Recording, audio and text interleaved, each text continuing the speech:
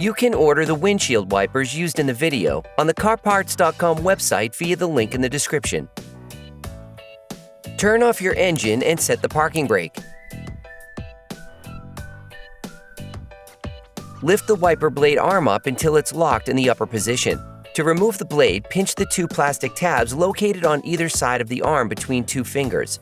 Lift the locking flap and then slide the blade downwards to remove it. Hey, it's Alex from CarParts.com. If you enjoyed this video and want to support us, like, comment, and subscribe. Okay, back to work. To avoid any accidents, place the arm delicately onto the windshield. Before doing so, place a folded piece of paper towel on the windshield to protect it. You can order the windshield wipers used in the video on the CarParts.com website via the link in the description. Take the new blade. To put the new one in place, slide the blade into place.